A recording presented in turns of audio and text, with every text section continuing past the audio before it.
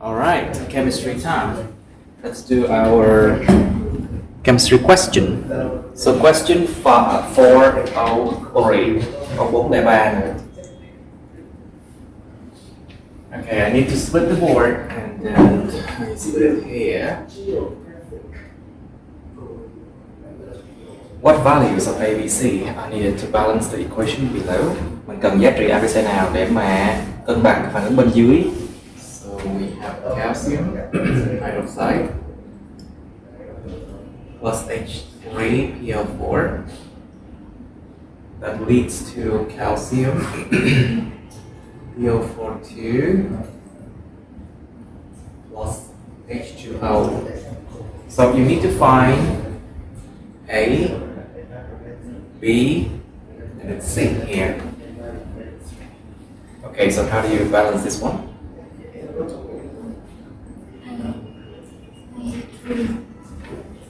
Yes, A is of course 3 calcium, yes.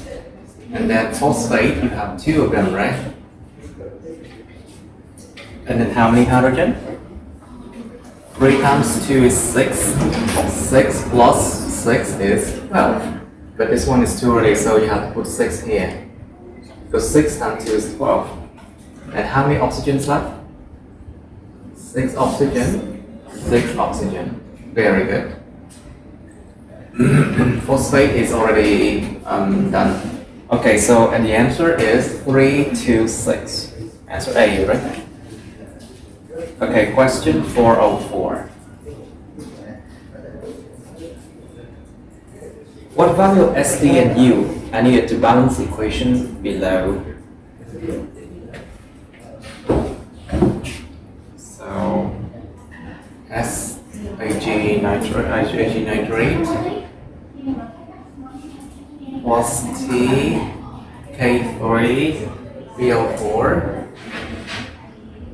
and lead to 3 silver phosphate plus U KNO3. Okay, plus okay. You have to find SD and U, of course.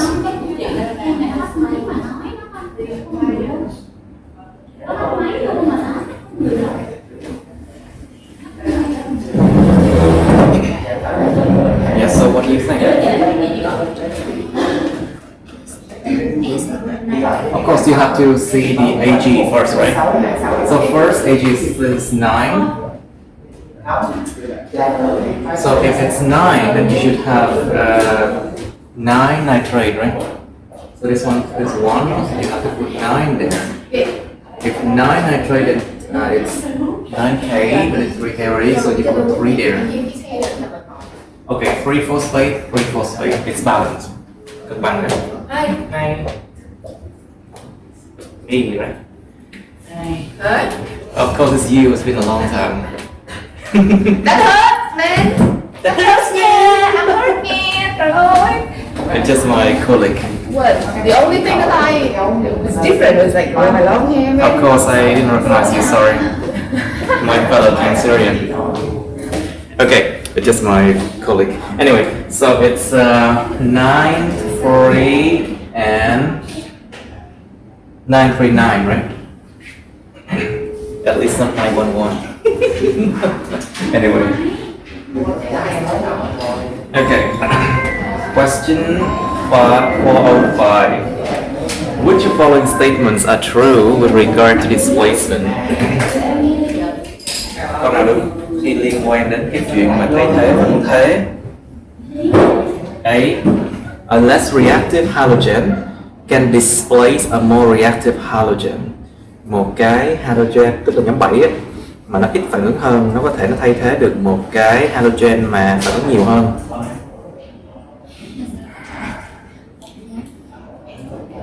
Okay, let's try it.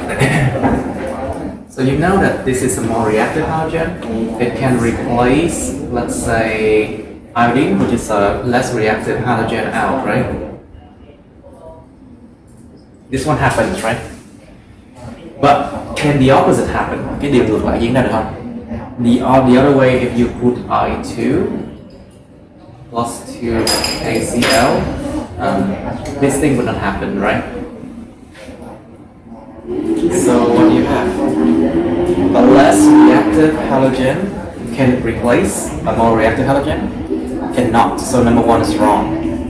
Number 2, chlorine cannot displace bromine or iodine from an aqueous solution of its salt. Chlor không thể thay thế được Br và bromine với iodine ra khỏi một dung dịch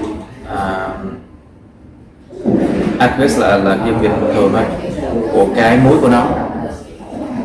Đương nhiên là false, right? Of course, chlorine is stronger. It's more reactive.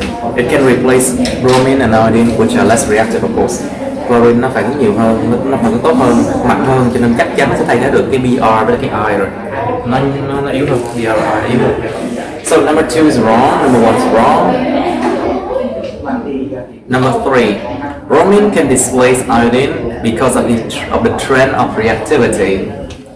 Bromine có thể thay thế được iodine bởi vì cái xu hướng xu hướng phản ứng của nó. Thay thế được không? Yes, bromine is stronger than iodine. Good. So number 3 is correct. Okay. So B and C, answer B and C is wrong. B và C sai nè. Number 4. Fluorine can displace chlorine as it's higher up in the group. Fluorine có thay thế được chlorine không? Bởi vì nó cao hơn trong nhóm. Yes, it can. So number 4 is also correct. So what's the only answer? It's D, right? Number 5. Lithium can displace francium and it is higher up in the group.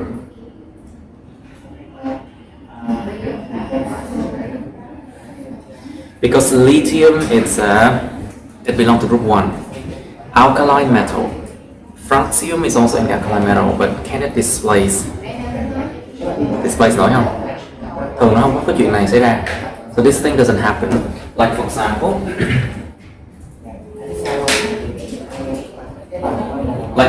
this thing actually happened.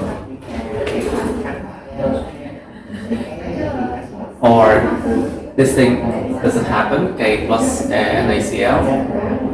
It doesn't happen, right? It doesn't occur that way. Kim loại nó không có thay thế nhau kiểu vậy được. Like metal, alkaline metal, it does not react or replace in such a way, right? So number 5 is wrong. So the only answer is D. Very good. Okay. Question 406. Now, what mass of magnesium oxide is produced when 75 grams of magnesium is burned in excess oxygen? And you have a relative atomic masses, Mg is 24, oxygen is 16. Cái khối lượng MgO nào, MgO nào, magnesium oxide nào được sản sinh ra khi 75 gram magnesium được đốt trong excess là dư thừa khí oxygen. Người ta cho cái Mg bằng 24 nè, oxygen 16. So first thing first, what do you do? Phải làm đầu tiên nè. Before you that, write the equation down, of course. So Mg solid, when you burn it in oxygen gas, it becomes MgO. Okay, I can put it here. 2, 2, 1. What's the next step?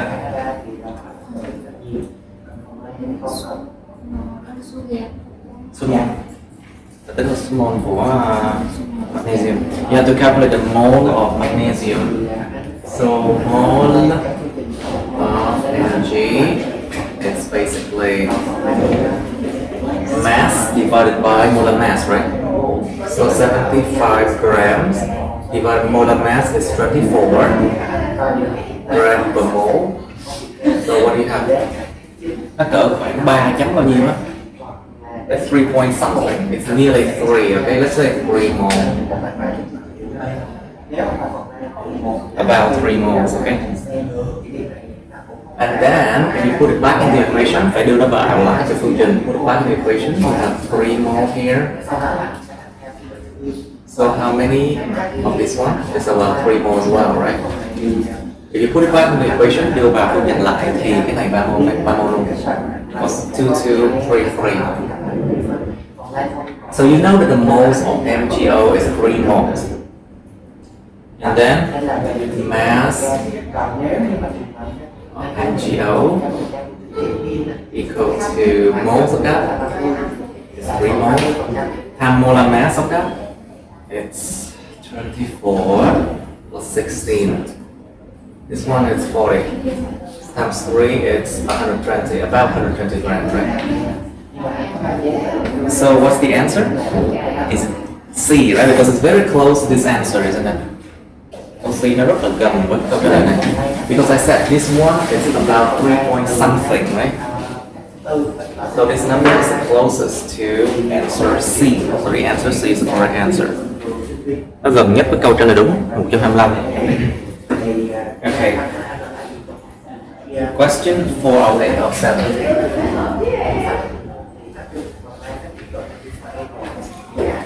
Hydrogen can combine with hydroxide ion to produce water. What is hydroxide ion? Hydroxide. Sorry? Sorry? No, hydroxide is OH minus hello. What is hydroxide? What is hydrogen ion? Hydrogen ion H cộng is H plus. React with what? What is hydroxide ion? Okay, sodium hydroxide, potassium hydroxide, hydroxide.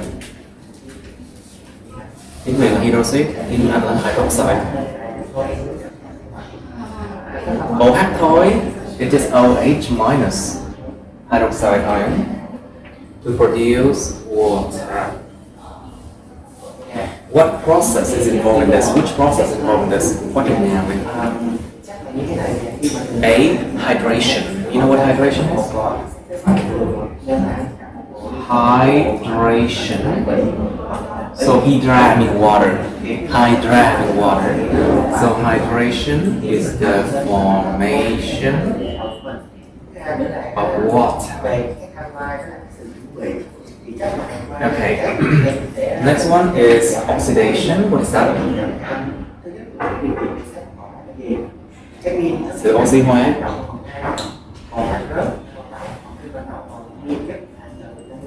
Next one's reduction. What is reduction? Reduce. Reduction, reduce. Giảm xuống sự khử. Phản khử, reduction, sự khử. Dehydration, so what is D here? What is dehydration? D là phải bỏ ra. D means remove. So remove water. Sự loại nước hay còn gọi là phản ứng nước. Hay dehydration có nghĩa là làm khô đó. Tự nhiên nó khô lại ha. Okay, next one, evaporation.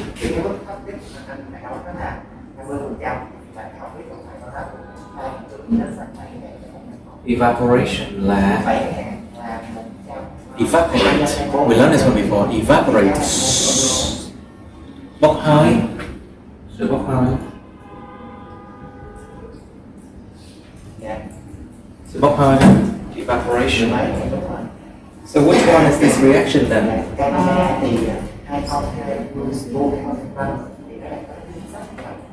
Nó vào số hóa là vì look at this one. The oxidation number. Số oxy hóa từng cái the oxidation number of each of them. This one it's -2 plus 1, right? This is -2, this is also +1. Không có sự thay đổi oxy hóa.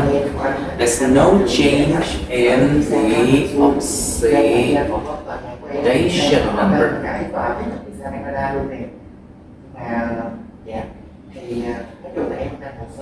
Không sự thay đổi oxy hóa. There's no change in oxidation number. Right. So it's not reduction, it's not oxidation. Và nó cũng chẳng loại nước nữa. This is formation of water, right? It's not dehydration, it's hydration. Answer A is correct. Câu A đúng. 408. 408. Okay, 408. Which of following statements about ammonia are correct? Cái nào về ammonia là đúng nào? 1. It has a formula of NH3. Yes. True. Number 2. How did nitrogen contribute 82% of its mass? Nitrogen nó đóng góp cho 82% cái khối lượng của nó. Okay, look at NH3 now.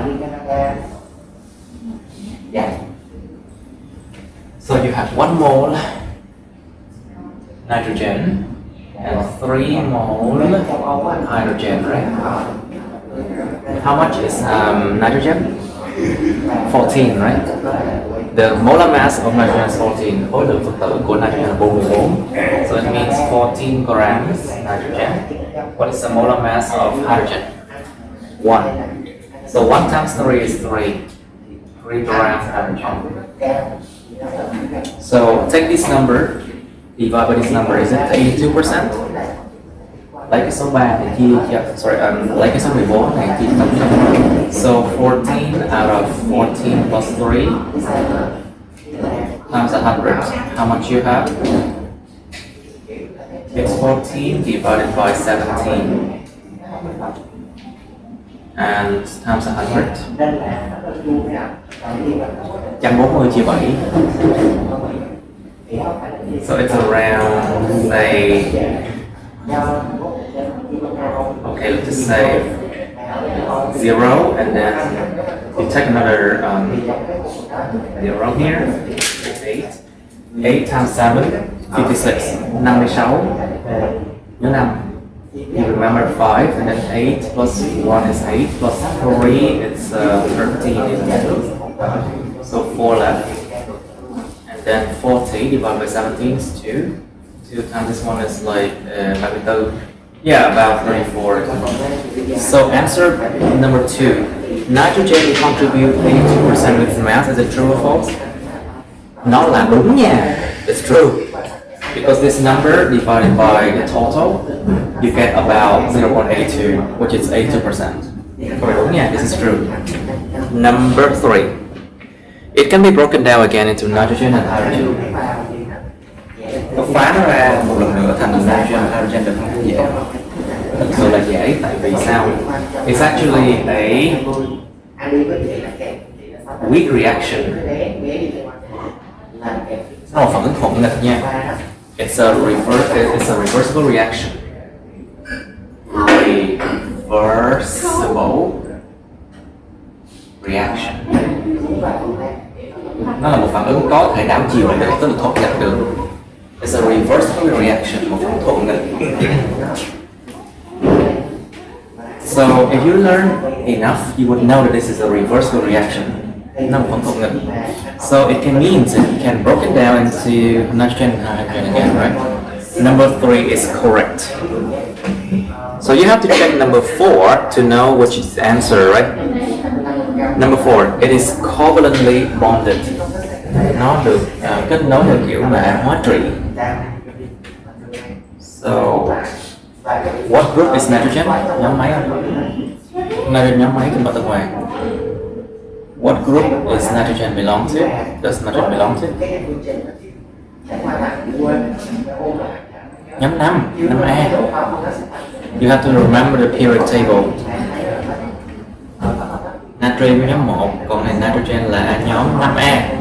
Belong to group 5A. It means it has 5 electrons on its outermost shell. Tức là nó có 5 electron lớp ngoài cùng, right? Hydrogen, 3 of them, so you have something like this.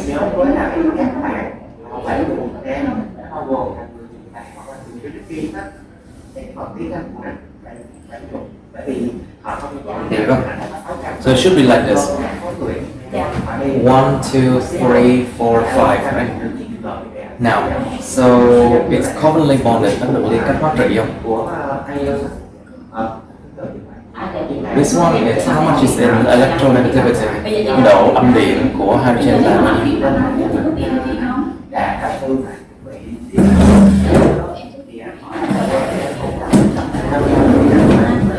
Okay, I told you to remember the 4 electronegativity. Electronegativity of hydrogen is 2.2, sorry.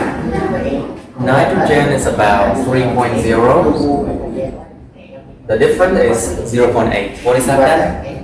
The khác biệt 0.8. What's that? 0.5 là không phân cực. 0.5 đến 1.8 là covalent mà nó phân cực, polar covalent. Trên 1.8 là ionic. Okay, so from 0, the difference of electronegativity from 0 to 0.5 is non-polar covalent. But this one is from 0.5 to 1.8. That is, what is the one? Nó có phân cực nha, it's polar covalent. So number 4 is, it's true. Số 4 đúng. Number 5 is used to make fertilizer. Nó được sử dụng để tạo ra phân bón. It's true also. Đương nhiên ammonia được tạo ra để làm phân bón rồi. Of course, ammonia is used to make fertilizer. It's true. So answer is E. Câu này vừa dài vừa khó nha. This is actually long and hard. Okay. So E is correct answer. 409.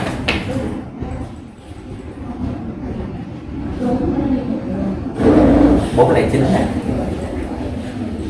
What color would a universal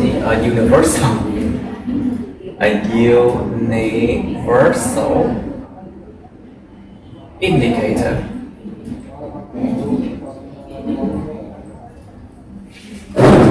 universe, vũ trụ, universal là cái gì đó mà mình xài chung cho tất cả mọi thứ. Universal indicator, cái từ indicate, đọc từ indicate nghĩa là gì? Index là ngón tay chỉ số, thì là indicate là chỉ định, chỉ ra. Indicator là chất chỉ thị màu, chất chỉ thị màu, indicator. Giống như mình coi chất chỉ thị màu nào, phenolphthalein, có methyl bromide, methyl blue, methyl màu xanh, methyl màu đỏ, vân vân. Methyl blue, methyl red, something like that. Methyl orange, methyl màu cam. Okay. What color will a universal indicator change in a solution of milk and lipase? Trong một dung dịch có chứa sữa và lipase. What is lipase? What is lipase? Cái đuôi ASA nghĩa là no. Lipase. Học xong quên nó sạch rồi. It's lipase. ASE means enzyme. Cái điều này nghĩa là enzyme. What is lipe? Enzyme to break down what? Lipe. Lipid. Enzyme là nhiều chất béo là lipase. Cái đuôi ACE hả? Chưa có bazơ nào thực sự đuôi ACE hết. Toàn là đuôi hydroxide rồi, OH không. Ok, lipase, một chất béo và chút sữa trong đó. So what do you have?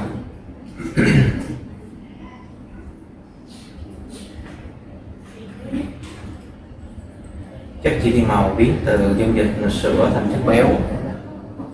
Sữa và cái enzyme cho để hội chất béo.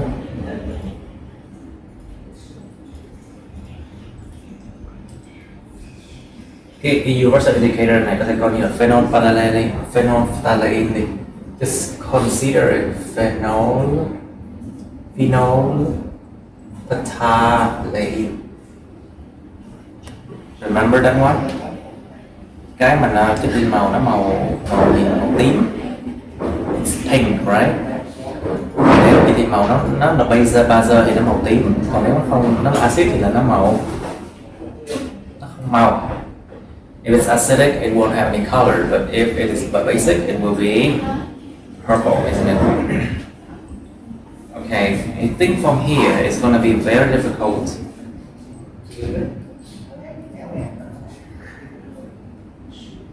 Okay, look at the answer. What is 409? Xem câu trả lời 409.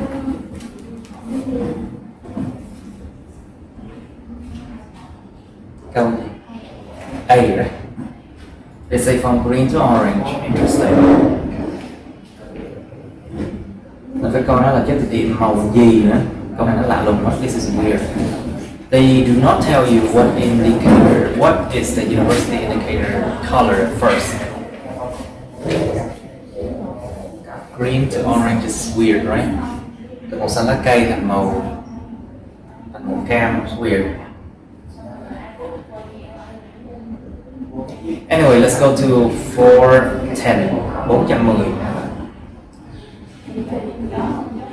Vitamin C, C6H8O6 can be artificially synthesized from glucose. C6H12O6. What type of reaction is this likely to be? Vì chúng ta có vitamin C đi, nó có thể được tổng hợp một cách một cách mà nhân tạo từ glucose. Thì hỏi là loại phản ứng này là phản ứng có tiềm năng là phản ứng gì? Okay, let's look at the number now. Đoán thôi mà, just a guessing. So C6, oh my god, C6H8O6 and becomes C6H12O6, right? So you see, the only thing that changed, cái nào là cái mà duy nhất có thay đổi? It's a hydrogen. So you have to plus 4 more hydrogen, right? Phải cộng thêm 4H nữa. Quá trình mà cộng hydrogen nó gọi là quá trình gì? Sorry?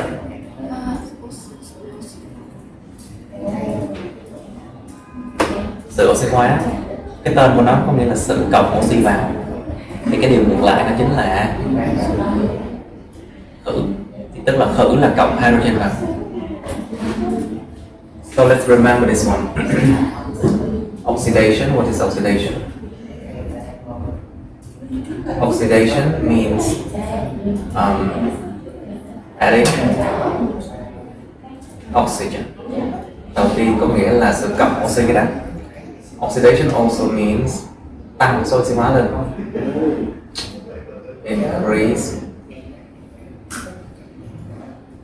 Increase in oxidation number.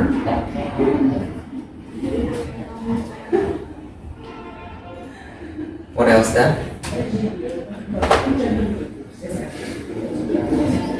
Tăng số oxy hóa lên. Nếu mà cộng oxygen vô tức là khử ra hydrogen, removing hydrogen, isn't it? Anything else? Nó còn nếu mà liên quan đến electron nữa. It's also related to electron as well. Cộng oxy hóa, oxy là một cái mà nó có độ âm điểm cao. Oxygen is something that has a high electronegativity.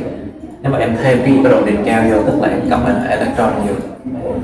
Tại vì electron là ấm, đúng không? So if you add something that has a high electronegativity, it means that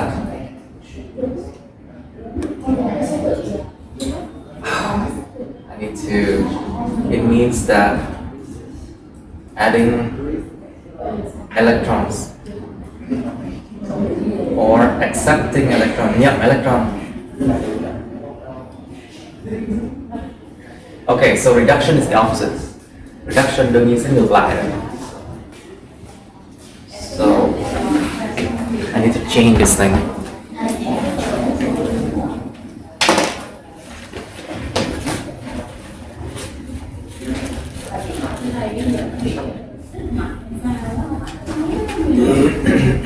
Moment please.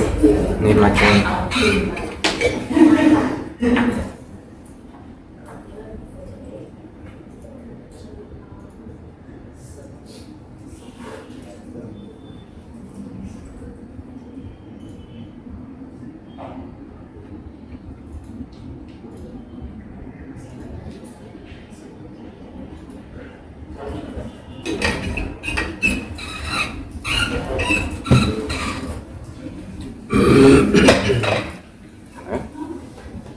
Now, so what is reduction? Oh my god, cái này lâu này sẽ mệt đó. It's going to take some time to erase this thing. So reduction is remove oxygen. Khử tức là loại oxygen ra hoặc là nhận hydrogen.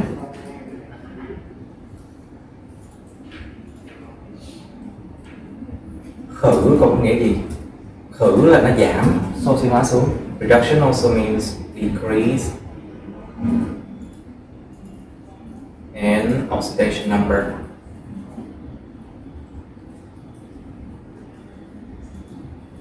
And it also means something. When you accept hydrogen, you accepting something that has a low electronegativity, 2.2. Mình đang nhận một cái gì đó có số độ âm điện thấp 2.2 và mình loại một cái gì đó có độ âm điện cao ra. You're removing something that has a higher electronegativity 3.5. Tức là sao? Tức là tính về mặt electron thì là mình đang đưa ra electron, right? In electron terms, it means you are removing electrons, right? Đó là những cái mà mình cần phải nhớ. These are the things you need to know about reduction and oxidation, okay?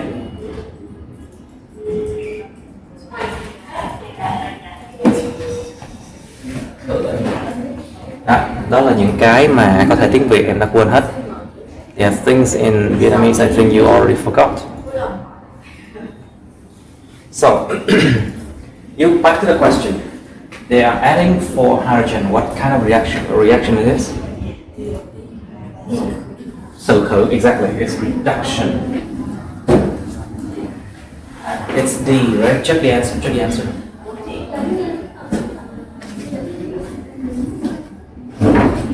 Em để bút chì vậy đó. Just put pen or pencil in there.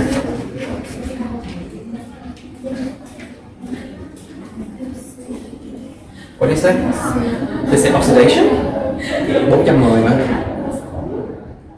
410. You say it's oxidation, really? It's the other way around.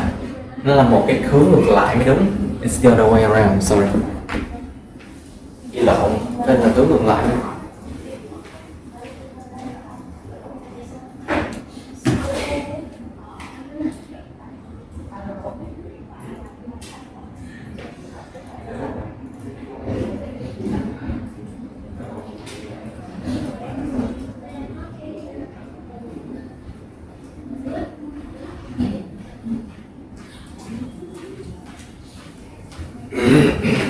Okay, it has to be another way around.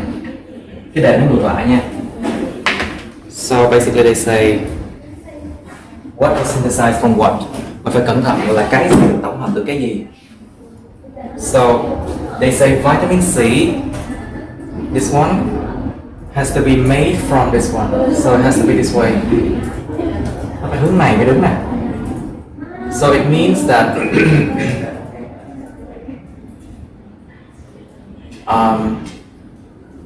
you're removing for hydrogen, right?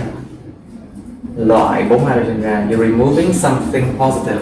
Loại ra một cái gì đó dương thì tức là nhận đi một biểu là âm. If you remove something positive in electronegativity, it means you are accepting something negative. So this is oxidation. Answer C, right? Đừng phải đọc kỹ đề là được tạo cái gì được tạo từ cái gì nha. What is synthesized from what, right?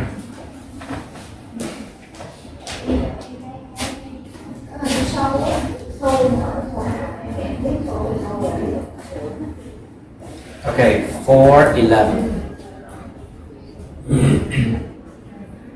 Which of following statements are true? Cái nào trong những câu sau là đúng nè?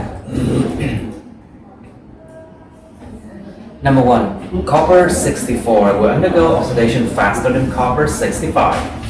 So they're talking about isotopes now. Đang nói về đồng vị. Bây giờ đồng vị copper 64, đồng 64 nó sẽ oxy hóa nhanh hơn là đồng 65. Is it true?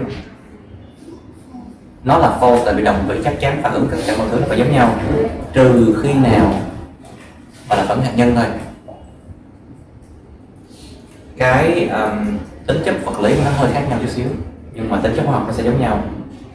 So basically, isotopes they have the same chemical reaction, they have the same chemical properties, but different physical properties, right? So number 1 is wrong.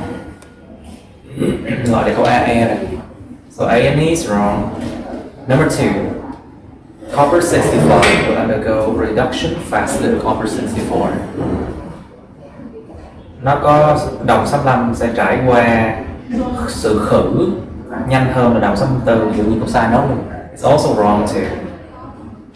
So the only correct answer is C. Okay, number 3. Copper 64 and copper 65 have the same number of electrons. Hai cái đồng này nó có cùng một số lượng electron đúng không? Of course, they have the same Z or atomic number, right? So it means the same number of electrons as well. Chúng có cùng số proton, số hiệu nguyên tử, cho nên là sẽ cùng số electron thôi. Trừ khi nó là ions nha. Except when it's ion, positive or negative. Number 3 is correct. So the answer is C. Check the answer, okay? You always check the answer.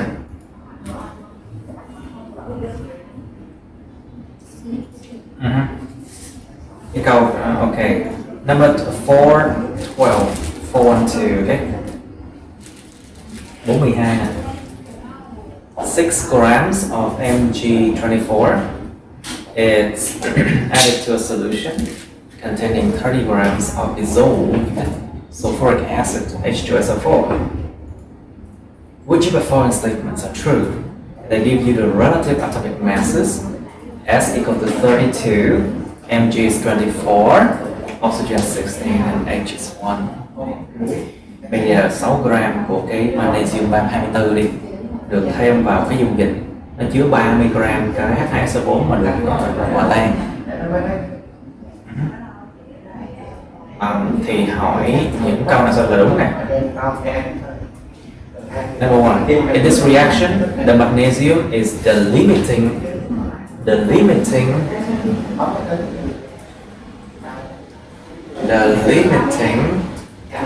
reagent.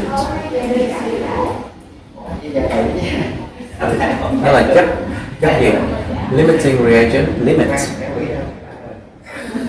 giới hạn. Nó gọi là chất gì ta? Chất giới hạn lại. Tức là nó sẽ bị hết trong phản ứng đó. If what kind of substance that will be over, that will be gone, all of them will be gone. That is a limiting reagent, okay? Chất giới hạn. Okay, we have to draw the reaction out and then calculate. Phải bắt buộc câu này là phải viết ra xong rồi tính toán ở phía sau đây. So first thing, Mg 24 plus H2SO4 So what do you have? MgSO4 and then H2 gas, isn't it? 6 gram magnesium 24. So 6 gram of magnesium 24, that is nó là 1/4 á. 0.25, yeah. 0.25 mole. 30 gram of H2SO4. H2SO4. 2 plus 32 is 34. H2SO4. 32, cái này 16, 14 nè. 2, 16.4. Này 64 này, 64 cộng bằng 2, 64 plus 32. 96. 96 plus 2 is 98. 98, and then you then 30 gram divided by 98 gram per mole. How much is that? Cái số này gần trăm này. This is about 100, right? It's about 30 divided by 100, so it's gonna be 0.3 mole. Okay. Coi như vậy đi. Because you're not gonna get like a calculator. You have to estimate, bắt buộc phải ước lượng. So 0.3 mole. Mình thấy rõ ràng 1 thì cái này á nó ít hơn hẳn cái này đúng không? You see, get a 1:1 ratio. Let's just say you are given. Cái chỗ này là được cho nè, được cho trước nè. Given. What does it react? Cái này là phản ứng nè. So this one is smaller, so this one will be the limiting reactant, right? And will lead to 0.25 mole as well. And then remains, cái nào còn lại nè. So this one will be 0. This is 0.05 mole. Chạy được gì nha? Chạy được bánh tớt không phải là chạy được tớt thôi, chạy được bánh tớt. Rõ ràng là cái này nó ít hơn hẳn, cho nên là tỷ lệ 1:1 nó sẽ là cái limiting reactant. So magnesium is the limiting reactant. Number 1 is correct. Số 1 sẽ đúng. Number 2. Of course number 2 is wrong. Tuy nhiên câu số 2 là sai rồi. Because you only have one limiting reagent, right? Chỉ có một cái em không biết mỗi một năm lúc nào khai xuân năm mới gì. Number 3. Nhớ tới ngày sinh nhật tặng cho mỗi năm một năm mình đi. Okay, the mass of salt. Sorry, can you? Okay, number 3. The mass of salt produced equals the original mass of sulfuric acid. Mia, we are recording, so. I didn't know that. Sorry. So this, okay. Okay, number 3, the mass of salt produced equals the original mass of sulfuric acid. Cái khối lượng của muối được sản sinh ra nó sẽ bằng với lại cái khối lượng lúc đầu của sulfuric acid. Okay, so you have to calculate this one anyway.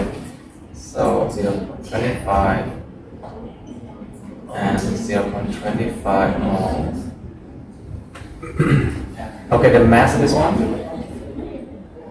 Mass of MgSO4 will be moles times molar mass. Molar mass of this one is 24. Wait, you said what? 32 plus 16 times 4. This one is 96.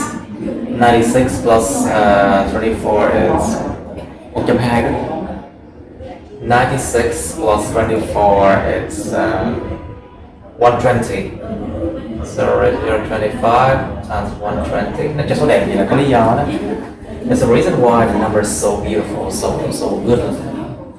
So this is 1/4. This is a fourth of 120. This is 30, right?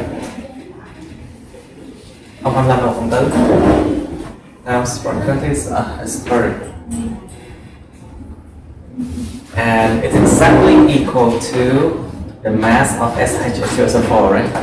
Nó chính xác bằng cái 30 của cái sulfuric acid luôn á. So number 3 is correct. Answer E. Check.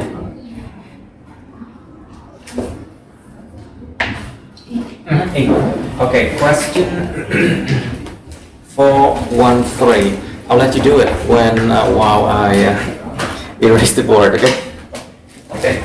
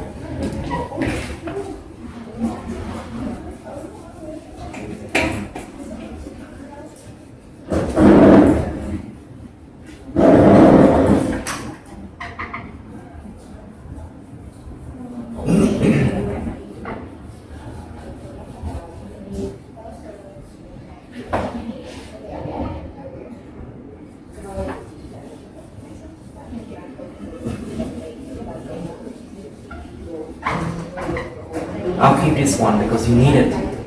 Sẽ giữ lại cái này tại vì sẽ cần nó. You will need it. So that's why I keep this one. Okay, question 413. In which of the following mixtures will displacement reaction occur? So 11 giờ rồi, sẽ làm một lần nào. Trong những cái hỗn hợp nào sau đây, một cái phản ứng thay thế nó sẽ diễn ra.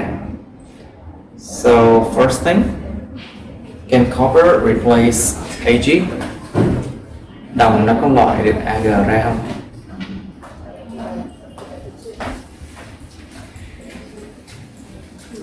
Được, tại vì nó mạnh hơn cho cái giải điện thôi. Actually, copper is stronger than the Ag in the electrochemical series of metal. We call it electrochemical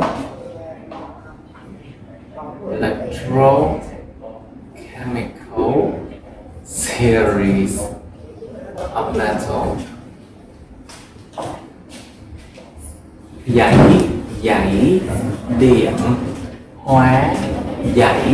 điện hóa của kim loại. The electrochemical series of metal. So copper can replace, right? So this reaction will occur. So number one will occur. Số 1 nó sẽ diễn ra tại vì đồng có thể nó đánh bật được bạc ra tại vì nó mạnh hơn mà trong giải điện hóa. Number 2, copper and this is what iron is this? Cái này là sắt máy gì? This is iron 2, right? Can copper do that? No, it cannot. Đồng nó chỉ mạnh hơn cái sắt 3 thôi, chứ sắt 2 không được. Copper is only stronger than iron 3 plus, but it's weaker than iron 2 plus. It cannot replace the iron 2 plus. Cho nên số 2 sẽ là diễn ra được. So it means number 3 it can happen. Okay, number 3, calcium plus water.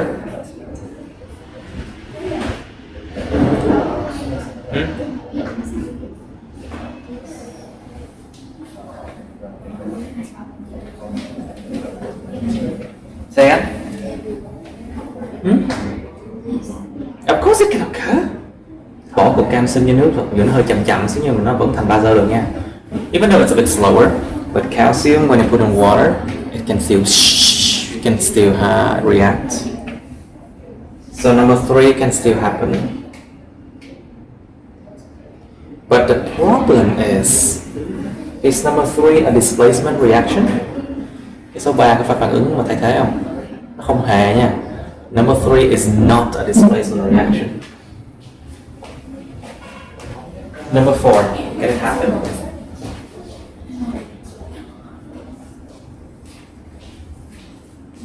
Sắt thằng xanh nó thay thế được calcium.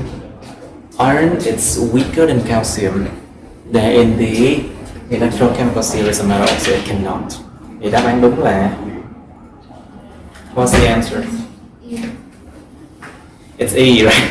Did you check? Please. 43. It's E, right? Okay, I was wrong. Number 3 is actually also displacement reaction. Why? Tại sao cái số 3 này nó vẫn là phản ứng thế? Because calcium, water is actually HOH, right? Nước nó chỉ là OH thôi. So, this what happened. See, it replaced the hydrogen. Nó thay thế cái hydrogen gas. So this is also a displacement reaction. Nó cũng là phản ứng thế. Okay. Cho nên là câu E, its answer is E. Okay, move on. Question 414. Which of following statements is true about the following chain of metals? Cái nào sau đây là đúng về những cái chuỗi của những kim loại sau đây?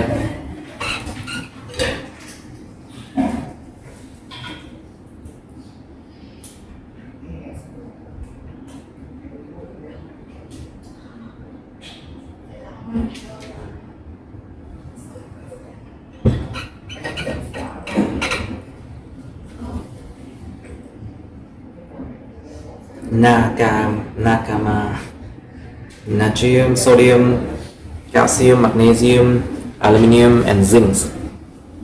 Moving from left to right, từ bên trái sang bên phải thì sao?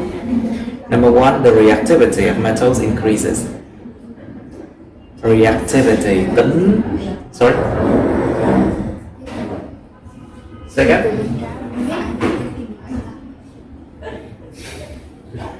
Dãy này là dãy điện hóa. This is like an electrochemical series.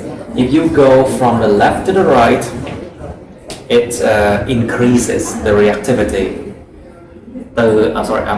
Nó giảm chứ. From the left to the right, the reactivity of metals decreases. So number 1 is wrong. Khi nào cần may áo giáp thì hỏi cửa hàng FPL is the thing. Okay, so from the left to the right, actually, the reactivity of metals decreases. So number 1 is wrong. So only answer C or answer E left. Có hai cái answer C or E. Okay. Number 2, the likelihood of corrosion of the metals increases.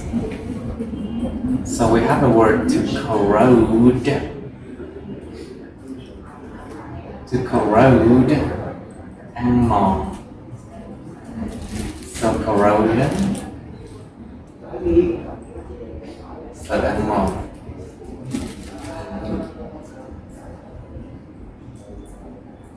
Corrosion, sự ăn mòn. The likelihood, cái khả năng, the chance, the likelihood, đọc từ likely ấy, có khả năng, có tiềm năng. Likelihood, tiềm năng, khả năng xảy ra, the chance, cơ hội. Of corrosion of the metals increases. The chance of corrosion of the metal increases. Từ bên trái sang bên phải, khả năng mà bị ăn mòn của kim loại nó gia tăng lên. How do you know? Because zinc actually is very stable with corrosion. Kẽm người ta mới mạ kẽm. So that's why people put zinc on top of metals. Người ta mạ kẽm tại vì kẽm rất ít bị oxy hóa, rất ít bị ăn mòn. So from the left to right, the likelihood of corrosion of the metals decreases. So number 2 is also wrong too. So E is the correct answer, isn't it? Check. E, is it E? 414, 414. E, right? Correct, good. Okay, but let's check number 3 and number 4, okay? Mình coi câu 3 câu 4 ha. More energy is required to separate these metals from their ore. Từ bên trái bên phải, nhiều năng lượng thì được cần để mà phân tách những cái kim loại này từ cái quặng của nó. So you have the word ore. Ore.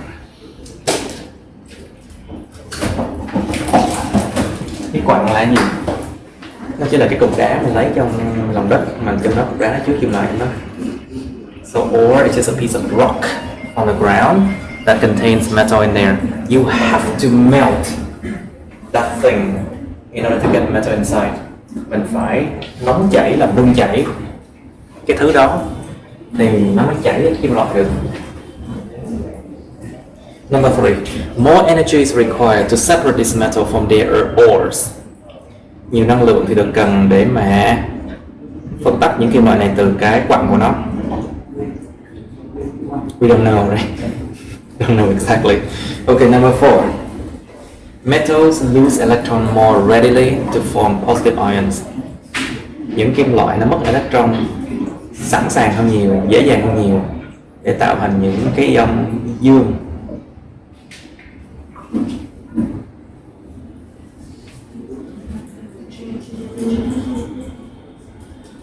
Okay, let's put them in water, okay? They will become ions, is that easily? Bây giờ cho hết nguyên đá vào nước đi. Thì liệu từ trái bên phải thì kim loại có dễ dàng tạo ra cái ion dương không? Just put them in water. Sodium and calcium are very easy to become positive ion, right? But the other one, no. So number 4 is false. Chỉ có calcium và natrium, sodium là bỏ nước thành positive ion dễ dàng thôi. So the other one, they don't lose electron easily. So number 4 is wrong also.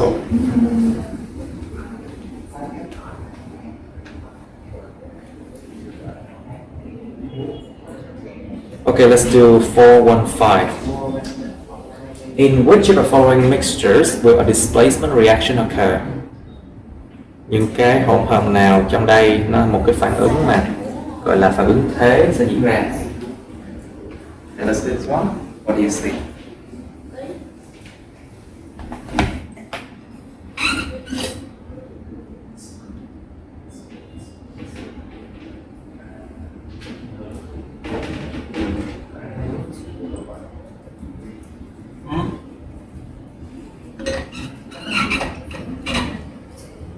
Say again?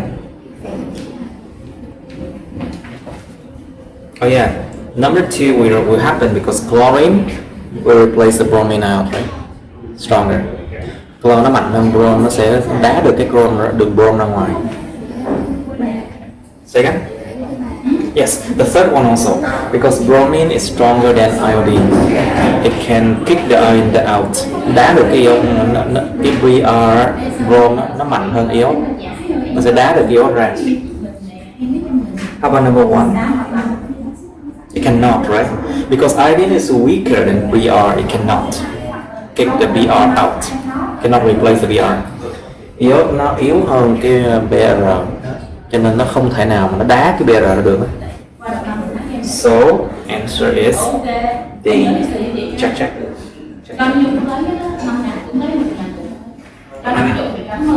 45.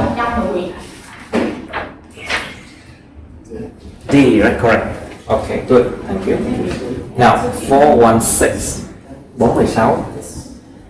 Which of following statements about aluminum and copper are true? Cái nào sau đây về nhôm và đồng là đúng? 1. Aluminum is used to build aircraft because it's lightweight and resists corrosion. Nhôm được sử dụng để tạo ra máy bay bởi vì nó nhẹ ký, lightweight, và nó kháng lại sự ăn mòn. Well, it's actually true. It's lightweight, but I'm not so sure about resist corrosion, okay? Không chắc cái vụ mà kháng lại sự ăn mòn nha.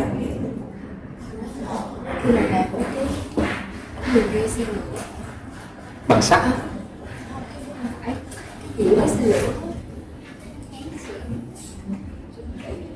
What do you mean? Tàu đường sắt, nhưng mà cái tàu nó bằng gì? Okay, you mean boats. It can be made from aluminum? Somehow, yes. Và chắc chắn máy bay cần phải là nhẹ nhất có thể. Of course, airplane need to be as light as possible, so that's why we use aluminum. But we don't know about resist corrosion or not. Probably number 1 is true. Chắc câu 1 phải đúng không? Number 2, copper is used to build electrical wires because it's a good insulator. So we have the next word. To insulate. To insulate something. Đệm cái gì đó.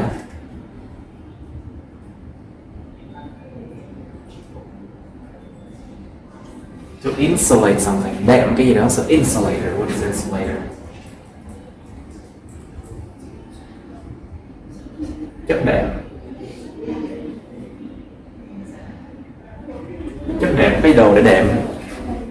Insulate tức là nó sẽ cách nhiệt á. Cách nhiệt, cách âm, cách gì đó. Insulator. So insulator is used to avoid the sound, avoid the heat, avoid electricity to go through. Chất đệm, cái đồ để đệm nó sẽ chống không cho điện, không cho ánh sáng, không cho nhiệt, không cho gì đó đi qua. Cách nhiệt á, rồi cách điện, cách nhiệt. Được đồng được dùng để tạo ra electrical wires, dây điện. Bởi vì nó là một cái chất cách điện tốt, is it? Of course, number 2 is false. So E is wrong. Câu A is sai. Number 3, both aluminum and copper are good conductors of heat. So we have the next word, to conduct. To conduct something. Dẫn truyền cái gì đó.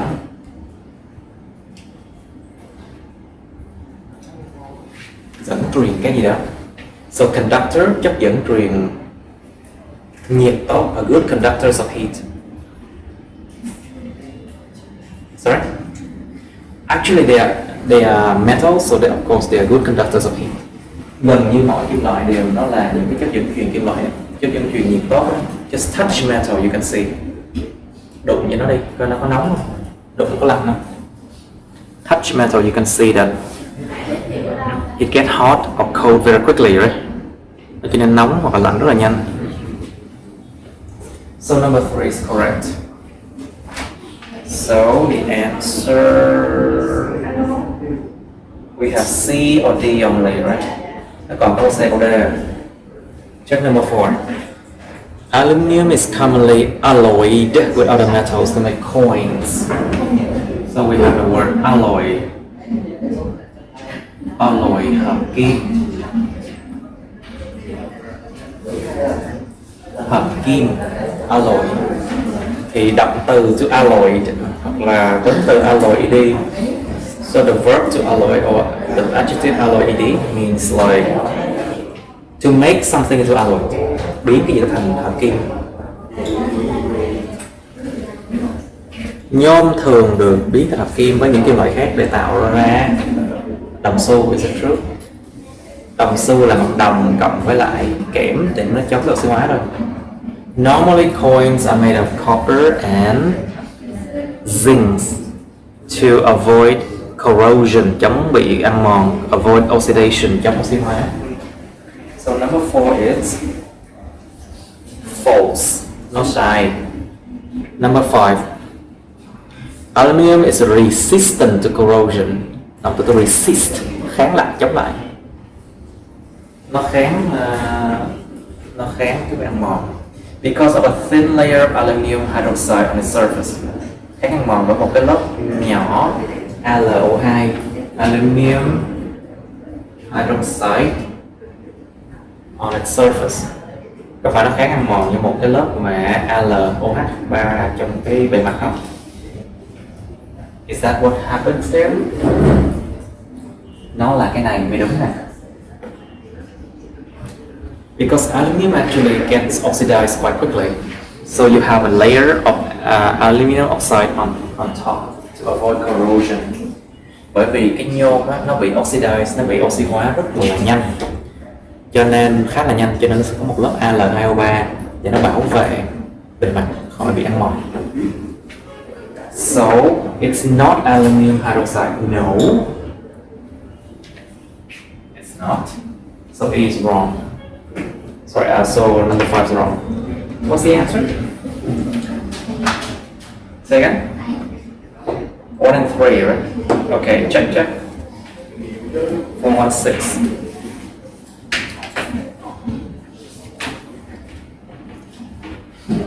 Em để cái em kẹp cái viết vô cái trang này nè. Rồi kẹp lấy cái kẹp này kẹp vô cái trang đó. Đây. Kẹp cái này. Yeah, that's easier, right? Nhưng mà nguy cơ nó sẽ làm gãy cái đó. Well, okay. Anyway, so okay, question 417. 21 gram of lithium 7 reacts completely with excess water. 21 gram của lithium 7 73 đó. Nó phản ứng hoàn toàn với nước có dư. Even that the molar gas volume is 24 cubic decimeter under the conditions. What is the volume of hydrogen produced? Bây giờ 21 gram lithium 73 nó phản ứng hoàn toàn với nước có dư đi. Thì bây giờ cho trước đi. Molar gas volume tức là thể tích khí mà theo mol là 24 lít hay là dm3 cubic decimeter. Dưới những điều kiện này, tức là một mol bằng 24 lít á, it means one mole of any gas is now 24 dm3, okay? What is the volume of hydrogen produced? Nó hỏi là thể tích của khí hydrogen sản sinh là bao nhiêu? Okay, let's do this one. You can do it. Of course, you have to write the equation first. Lithium, solid, plus water, liquid. You have lithium hydroxide, aqueous, and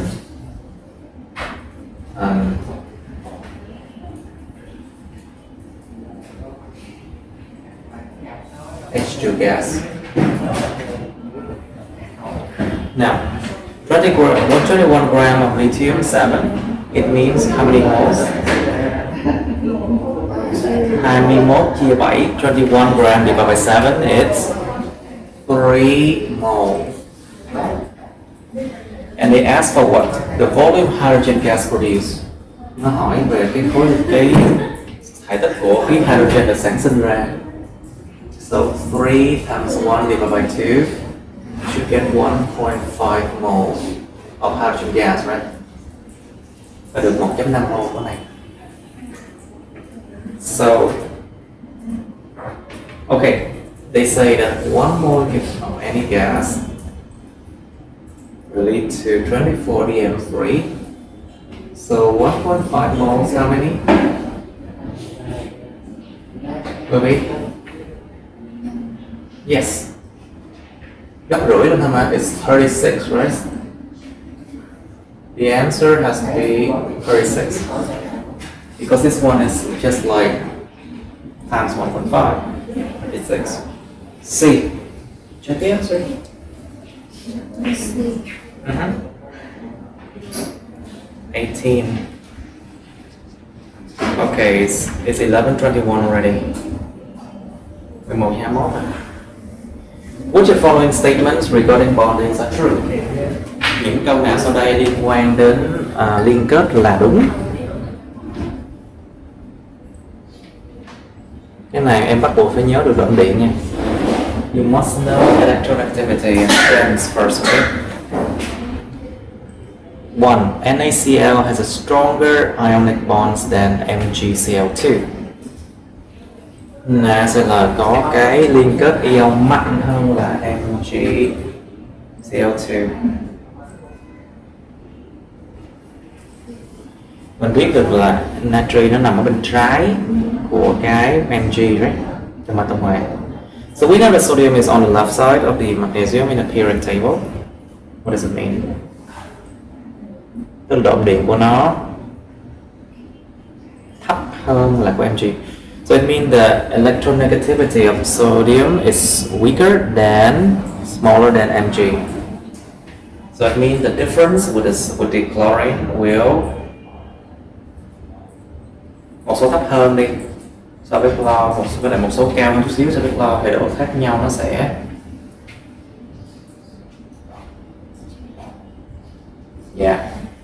So let's say compared to chlorine, sodium is very little, but Mg is like this much.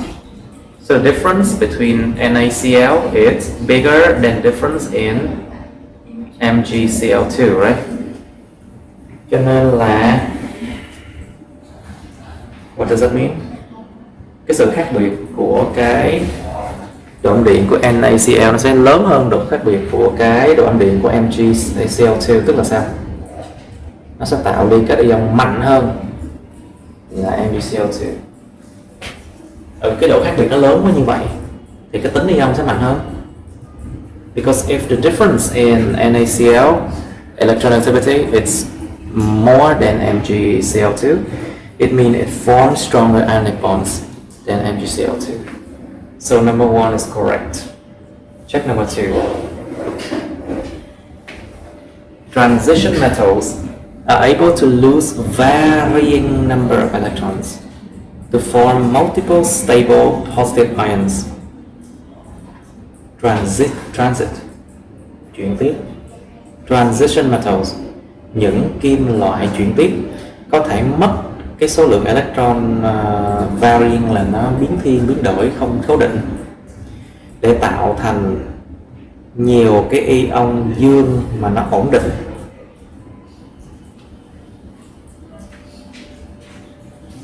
So think about iron 2 and iron 3. Nghĩ về sắt 2, sắt 3. Think about copper 1, copper 2. Đồng 1, đồng 2. Think about those things. Cái đúng không?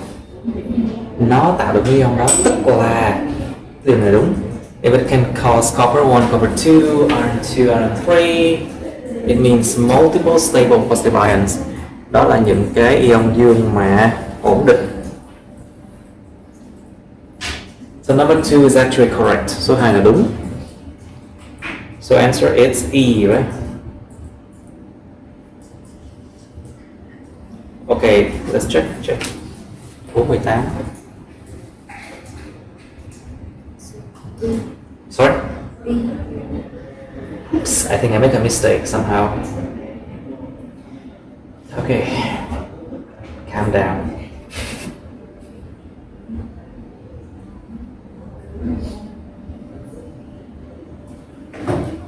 Ionic bonds. Chắc là có gì liên quan á đến hai cái cell. Maybe there's something with the 2Cl, I think.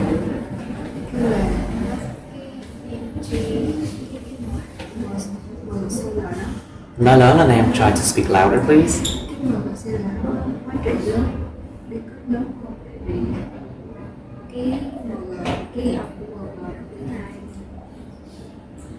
Okay, they say that Mg is 2 plus, but Na is just 1 plus, isn't it?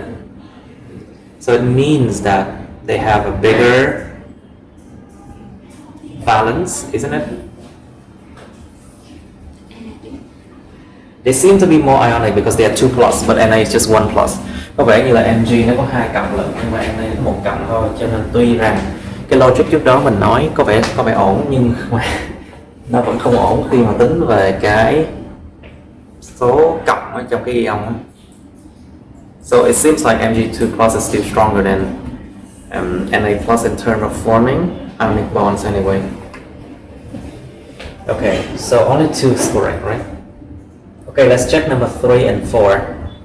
Giờ coi câu 3, câu 4 luôn nha. All covalently bonded structures have lower melting points than ionically bonded compounds. Tất cả các cấu trúc mà có liên kết hóa trị nó có cái nhiệt độ nóng chảy thấp hơn là những cái hợp chất mà có liên kết ion. Thấp hơn không? Nó phải là không phải tất cả đâu, not everything, right? Because the question that I say all are most likely false. Mấy cái câu cái chữ O thường không bao giờ tất cả nữa, phần đông thôi. Okay, number 4. All covalently bonded structures do not conduct electricity. Tất cả các cấu trúc mà có liên kết hóa trị nó không có dẫn điện.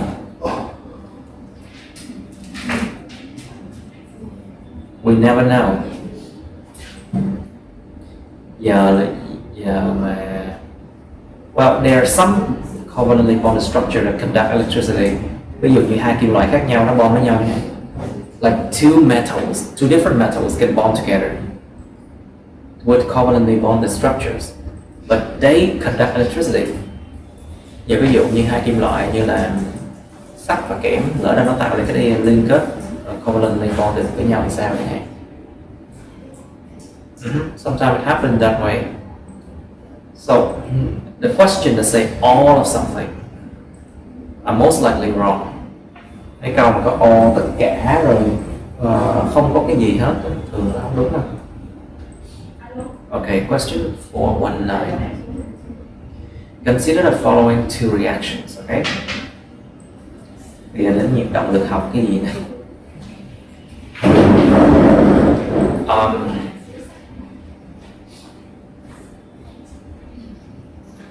You remember about delta H, delta H? Tỏa nhiệt, thu nhiệt gì đó. You don't? Okay. Bây giờ nếu mà delta H âm tức là nó mất đi, em âm là bị mất đi. Delta H âm tức là bị mất nhiệt đi, tỏa nhiệt. Còn nếu mà delta H dương thì nó là em thu vào. Nhớ là dương là thu vào, trừ là tỏa ra, mất đi. Just remember, if delta H is the change in heat energy. Delta H is the change in heat energy. Cái delta gì đó đều là cái sau trừ cái đầu đó. Delta is always like heat after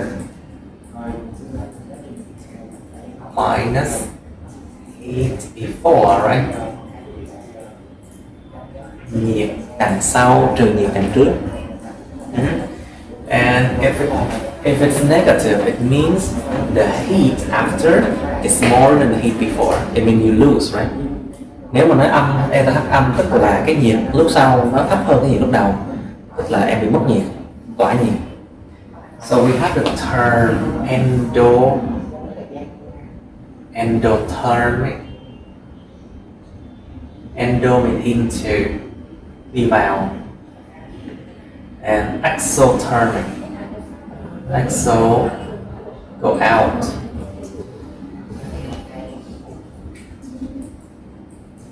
Therm là nhiệt, therm means heat, nhiệt vào nhiệt ra, endothermic and exothermic. So endothermic là đi vào, tức là thu nhiệt, exothermic tỏa nhiệt. So let's look at the reaction now. 1. Reaction A is exothermic and reaction B is endothermic. Is it true? Yes, it's true. Cái đầu là tỏa nhiệt thì nó trừ mà. Cái thứ hai là cộng, nó sẽ thu nhiệt. Good. Number 2. CO2 has less energy than CnO2. CO2 nó ít năng lượng hơn là C3O2.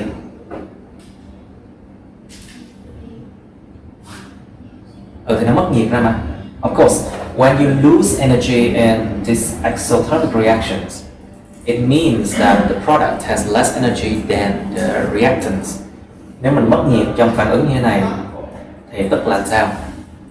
Cái chất mà product, sản phẩm, nó sẽ có năng lượng thấp hơn là cái reactant, những chất mà phản ứng. Reactant.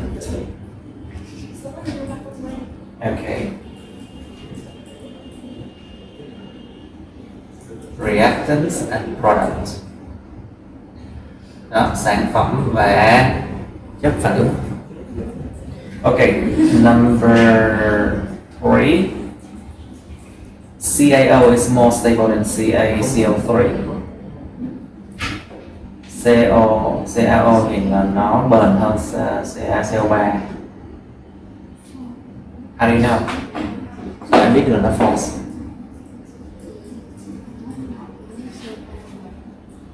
Well, when you learn, you remember the CO3 is more stable, right?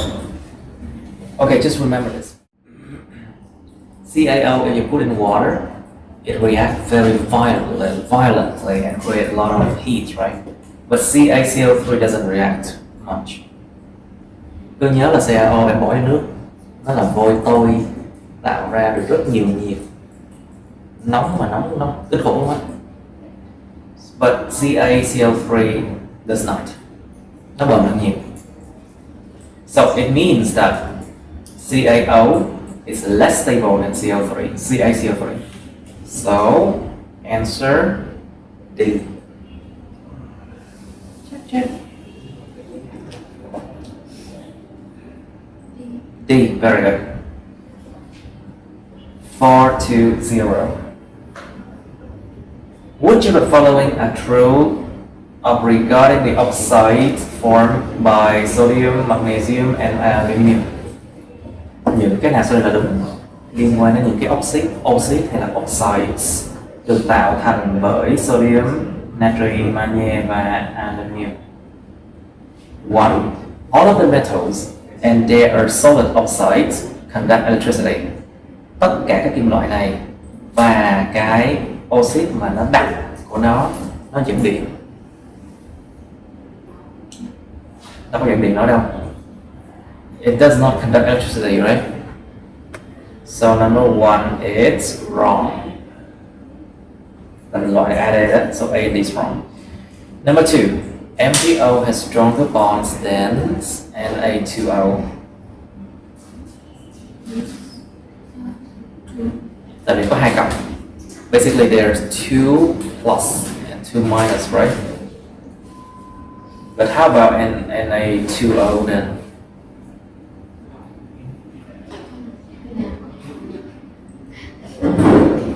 Nó có một Na cộng thôi, it's only Na plus, right? So to form a bond with oxygen, not really, right?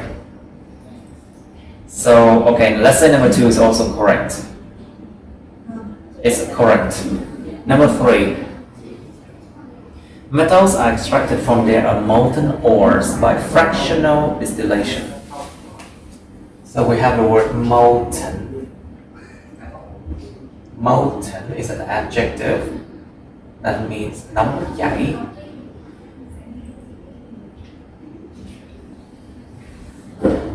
And what is fractional? What is fractional distillation?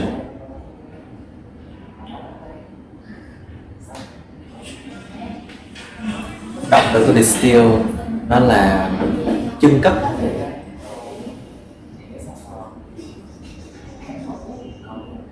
Chưng cất fraction là từng phần, từng phân số. Fractional distillation là chưng cất từng phần.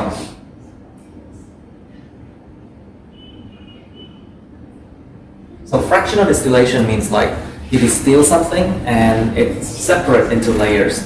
Mình chưng cất gì đó nó sẽ phân tách thành nhiều cái lớp.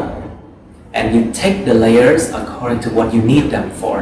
Mình lấy từng cái lớp ra tùy thuộc vào cái nhu cầu mình sử dụng những cái chất đó cho cái mục đích gì. Okay. Metals extract from molten ores by fractional distillation. Kim loại có được lấy ra từ những cái quặng nấu chảy bằng phương pháp chưng cất từng phần không? Không có, chỉ có dầu hỏa mới làm như thôi. Only petroleum do that, right? So metals you just melt it and then metals just get out, right? Chỉ cần đốt nung nóng nó lên thì cái kim loại nó chảy ra thôi, chứ không có chuyện là chưng cất từng phần gì nha. Có chất lỏng ví dụ như là dầu hỏa mình mới làm cái chuyện này được thôi. Only like petroleum when it's liquid, then you can distill it, fractional distillation. So number 3 is wrong. So it's B, right? Check. B. Okay. Good. Okay. Question 4-1. Which of following pairs have the same electron configuration? Những cặp đôi nào sau đây có cùng cái cấu hình electron? Tức là cái ô điền vô lên xuống vậy đó. Like orbitals and things like that.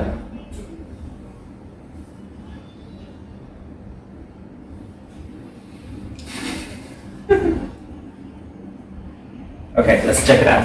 Lithium plus and sodium. Giờ thuộc nhóm mấy đã? Thuộc vị trí nào đó? Okay, sodium and lithium.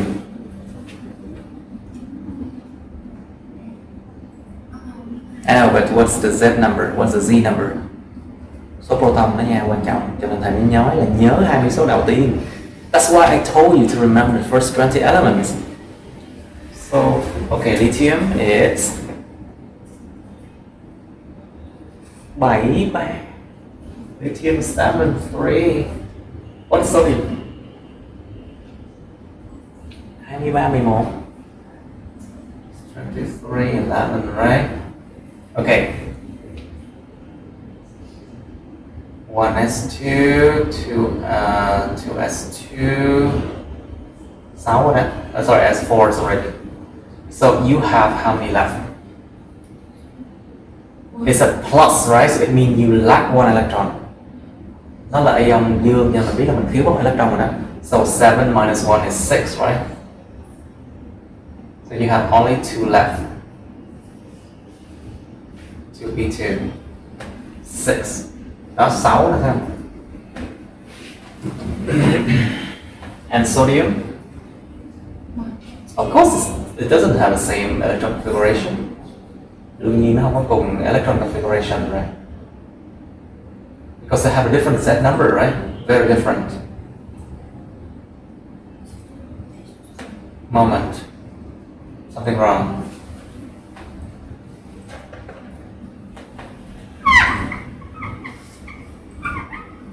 Something wrong. Cái này nó phải là dạng đứng này. It has to be this way. Because 3 electron but you have 1 less, right? So 2 left. Cái này nó phải là 3 electron nè, 3 proton 1 electron nhưng mà nó thiếu mất một cái gọi là ion dương. Cho nên nó phải là 2 đúng không?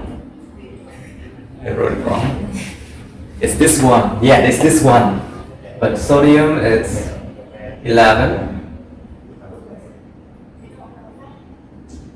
11 but 1 less, so it's 10, right?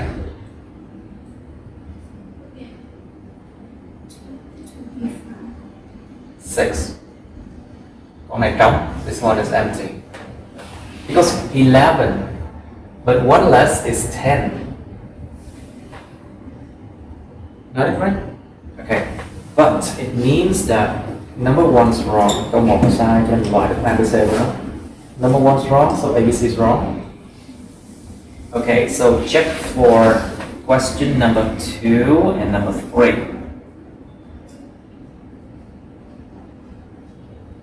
Neon and magnesium. Magnesium 2 plus. Magnesium how much? Magne bao nhiêu? 24, 12. Okay, and then 2 plus, it means nó mất 2 electrons, so it loses 2 electrons, should have the same like this one. Nó sẽ giống như chàng đó.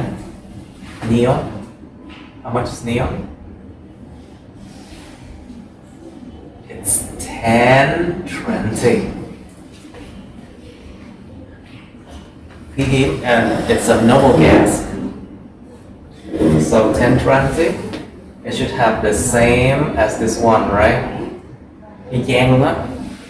Because 10 electrons. So these two have the same electron configuration. Number 2 is correct. Số 2 là đúng rồi. Đương nhiên phải đúng rồi. Okay, look at number 3. What? First time I see Na2 plus. Lần đầu tiên trong đời tôi thấy Na hai cấp luôn á. Okay, so Na2 plus 11, 23. Nó mất 2 electron rồi nha, cho nên không có 9 nè. It loses 2 electrons, so there are only 9 electrons left. Okay, so 1s2, 2s2,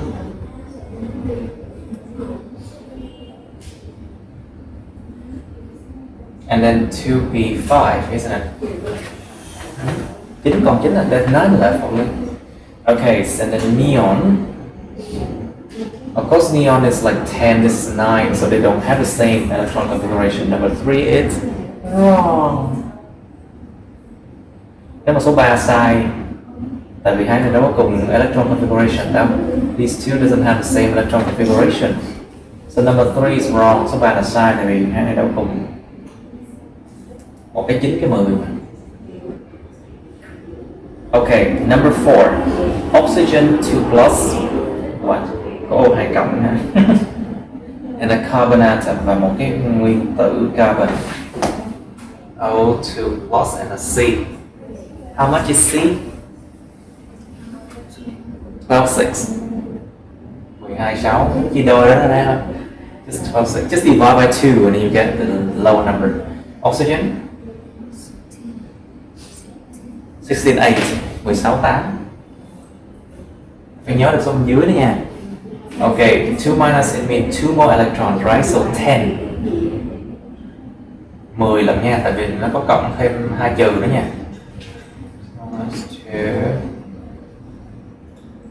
2s2 and then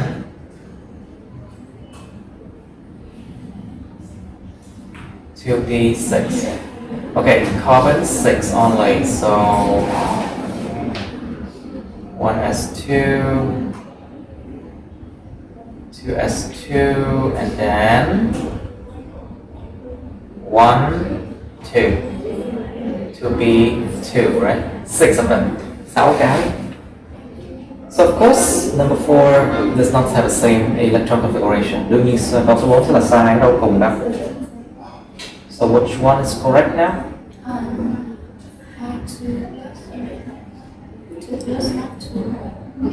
Oh, it's 2 plus, right?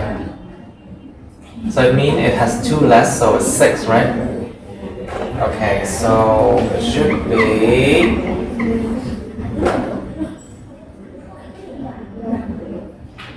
very good. You found it out. 2p2.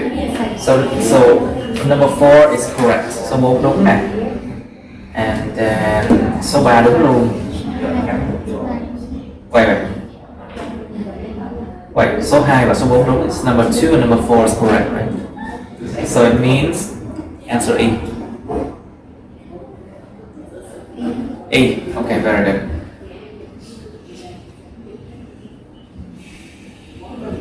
Okay, question 422. Nhớ là biology, chemistry. How many questions for chemistry? 100 này đấy. I still remember it's 100. No, 75 is math and physics. 75 là toán và lý mà. I think it's 100, yeah. Okay, question 422. Are you cold? Lạnh.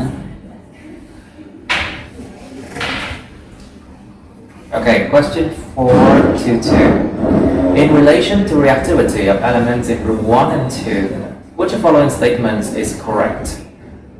Khi liên hệ với cái tính phản ứng của những cái nguyên tố trong nhóm 1 và 2 đi, thì những cái nào sau đây là đúng nè? Number 1. Reactivity decreases as you go down group 1. Tính phản ứng nó giảm khi mình đi xuống ở nhóm 1. Nó sai nha. Đi xuống nhóm 1 là sodium này, potassium này, cesium, francium nó nổ tung luôn á. When you go down to group 1, of course reactivity will increase a lot. So number 1 is wrong.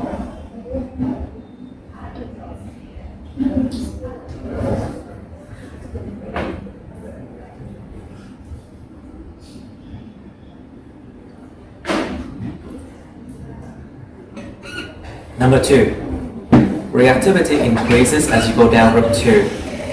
Tính phản ứng gia tăng khi bạn đi xuống nhóm 2. True, because as you go down the table, reactivity will keep increase. So number 2 is correct. Số 2 là đúng. Number 3. Group 1 metals are generally less reactive than group 2 metals. Kim loại nhóm 1 thì nhìn chung ít mang tính phản ứng hơn nhóm 2. It's false because group 1 actually reacts stronger than group 2 metals. Nhóm 1 nó phản ứng mạnh mẽ hơn nhiều luôn á khi bỏ vô nước so với nhóm 2. So 3 is wrong. So only 2. B, right? B. Okay. Question 423. What role do catalysts fulfill in endothermic reactions? So we have the word catalyst. Catalyst, chất xúc tác.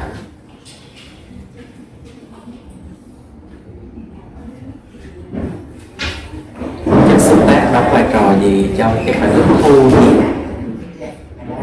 Endo mà đi vào thu nhiệt. Chất xúc tác đóng vai trò gì? A. They increase the temperature, chúng gia tăng nhiệt độ, causing the reaction to occur at a faster rate, gây cho phản ứng nó diễn ra ở một cái tốc độ nhanh hơn. Xúc tác có gia tăng nhiệt độ không? Không, nó không làm gì. The catalyst only help the reaction to happen easier. Chứ xúc tác nó làm cho cái phản ứng nó diễn ra lẹ hơn, dễ dàng hơn thôi. But they do not interfere with the nature of reaction. Nhưng mà chúng không có can thiệp vào cái bản chất phản ứng đó. And they do not increase temperature. B. They do not decrease temperature either, so B is also wrong. Câu B sai luôn, tại vì chúng không có giảm tăng nhiệt độ gì đó. C. They reduce the energy of the reactants in order to trigger the reactions. Chúng làm giảm cái năng lượng của những cái chất mà phản ứng để mà nó kích hoạt cái phản ứng này. Đúng nha. Actually, look at this one. So basically, mức năng lượng. Normally, you have A and you have B, right? But you want to become C and D. So basically, first thing,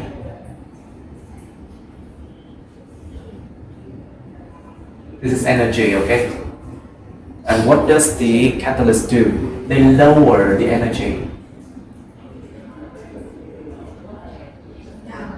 Cái này nó gọi là activation energy nè, năng lượng kích hoạt nè.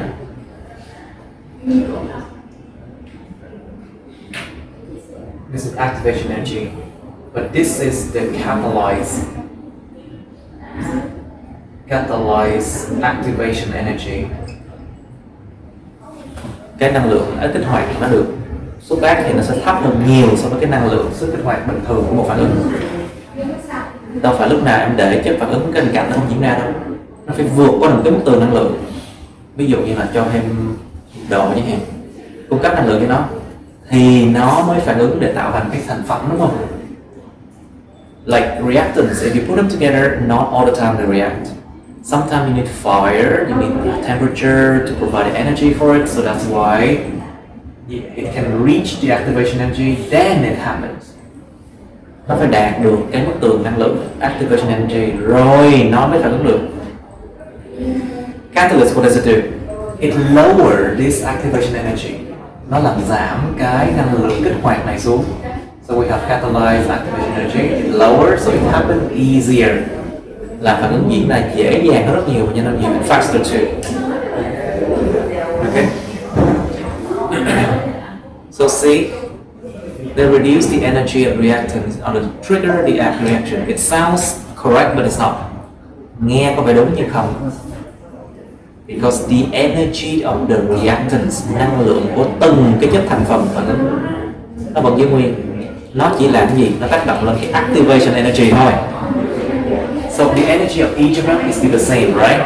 But they only lower the activation energy. So C is wrong. Cô C sai nha. D. They reduce the activation energy of reactions. Nó giảm cái năng lượng kích hoạt của phản ứng xuống. Rồi nó tăng. It reduced. Very good. So D is the correct answer.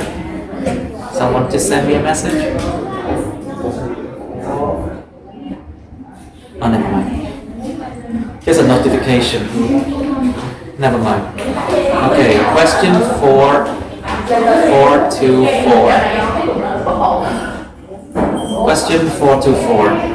Tritium H3 is an isotope. Oh, sorry, it's getting noisy now. So, okay, question 424. Tritium H3 is an isotope of hydrogen. Why is tritium commonly referred to as heavy hydrogen? Bây giờ cái đồng vị tritium 3, hydrogen 3 nó là một cái đồng vị của hydrogen đi.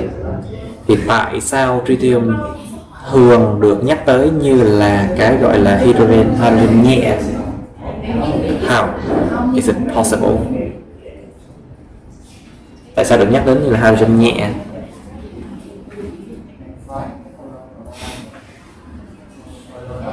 A. Because H3 contains 3 protons, making it heavier than the H1 that contains 1 protons. Bởi vì hydrogen 3 tritium chứa 3 proton làm cho nó nặng hơn là hydrogen 1 mà chứa 1 proton thôi. How's it?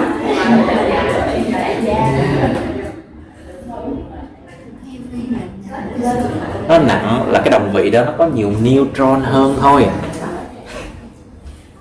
If it's heavier, then isotope is only different in the number of neutrons, right? So number A, so A is wrong. Câu A sai. Nói về neutron thôi mà. B, because H3 contains 3 neutrons, making it heavier than H contains 1 neutrons. Bởi vì H3 nó chứa 3 neutrons, làm cho nó nặng hơn H1 mà chỉ chứa 1 neutron thôi. Cái số này là số gì? Cái số 3 này là gì? Nó là atomic mass, tức là neutron cộng protons. This number 3 here is neutron plus proton, right? So number 3, so B is false. Câu B sai. C. Because H3 contains 1 neutron and 2 protons, making it heavier than H1 contains 1 neutron and 1 protons. Câu C là nó false luôn. Tại bên đây H1 á, thì nó chỉ chứa có bao gì? H1 á, thì nó không có chứa neutron nào luôn á. H1 doesn't have any neutron at all because it has only 1 proton only. So C is wrong.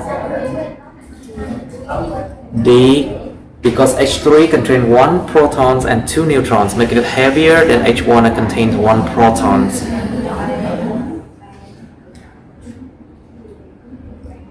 Okay, like I said before, H1 means like it has only one thing in the nucleus, so 1 protons. Okay, H3, of course, it's an isotope, so it has more neutrons. So D is the correct answer. Mình đã nói rồi, cái H1 nó chứa có 1 proton thôi, nhưng mà H3 ấy, là nó đồng vị, nó sẽ cộng thêm cái số neutron vô nữa, cho nên câu D là câu đúng. So of course E is wrong too. E is nonsense.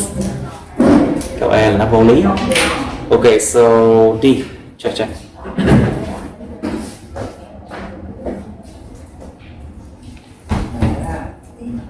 D. Okay, let's do 425.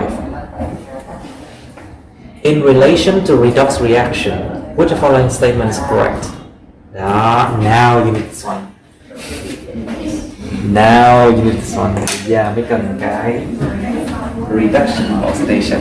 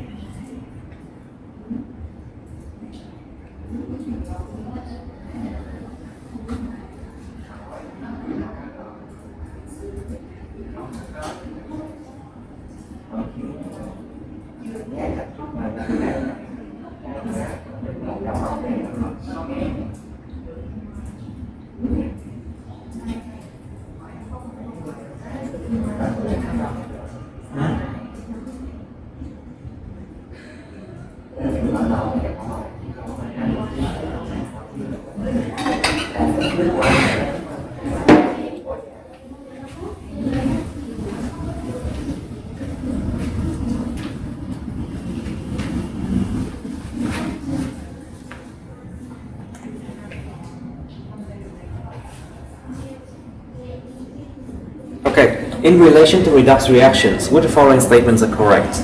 Liên quan đến phản ứng oxy hóa khử đi, thì cái nào sau đây là đúng? 1. Oxidation describe the loss of electrons. Sự oxy hóa nó miêu tả sự mất electrons. Think about it. Yes. So, like I said, oxidation means adding oxygen, right? You're adding something negative. It means you're adding electrons. Sự oxy hóa là sự thêm oxygen vô. Thêm oxygen vô là thêm cái gì đó độ bị cao, rất là âm, cho nên tức là nó bằng với chuyện thêm electron là âm. Okay. Wait, but it's adding electrons. Thêm vào mà cho phải mất đâu. It's adding, not losing, right? So number 1 is wrong. Loại của A của D, so A and D is wrong. Number 2, reduction increases the electron density of an ion, atom or molecules. Sự khử nó làm gia tăng cái độ đậm đặc hay là mật độ của electron. Tức là nó tăng cái electron lên, so it means like increase the number of electron, right? Của một ion, atoms, nguyên tử hoặc là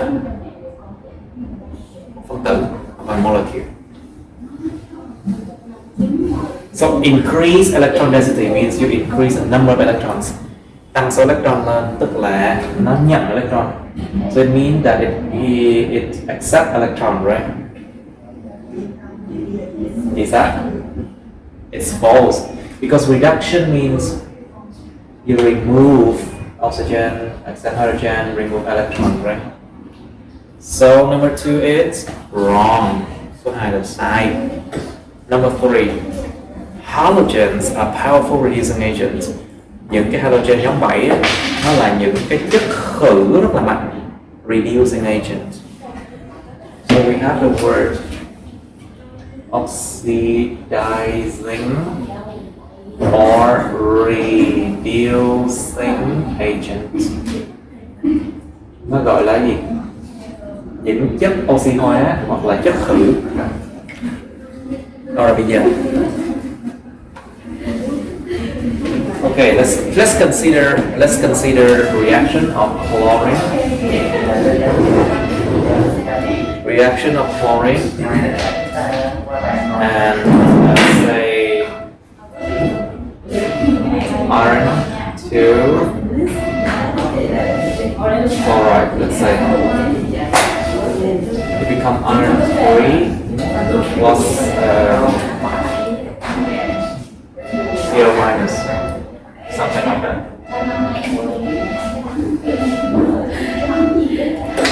Thường á, người ta nói đến những halogen như là chất oxy hóa. Normally, chất oxy hóa là chất gì? Nó gây ra sự oxy hóa ở cái đứa khác. Oxidizing agent, it causes the increase in oxidation number of something else, right? Normally we say that halogens Cl minus Cl2, F2, Br2 as powerful oxidizing agent. So number 3 is wrong. So which one is correct then?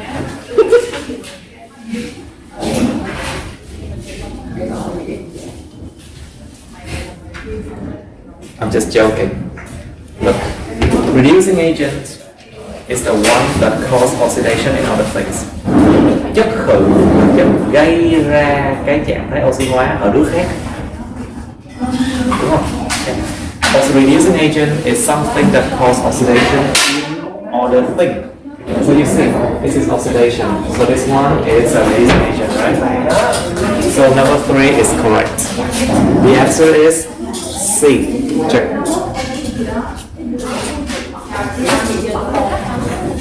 Câu 25.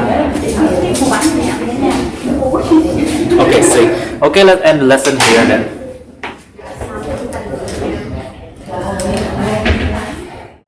Okay, that's the end of my videos. Please like, share this video with your friends, subscribe to my YouTube channel, and press on the bell button next to the subscribe button so you can get notified about my new uploads, okay? You can also press follow my Facebook, but please don't add me on Facebook as friends, okay? Cảm ơn các bạn đã theo dõi nha. Các bạn hãy nhấn vào like, chia sẻ video này bạn bè các bạn. nhấn vào nút đăng ký kênh YouTube mình và nút cái chuông kế bên cạnh để đăng ký kênh á, để mà các bạn sẽ được thông báo về những video mới nha. Các bạn cũng có thể nhấn vào nút theo dõi Facebook mình, nhưng nhớ đừng kết bạn Facebook mình nha. Thank you and see you. Bye.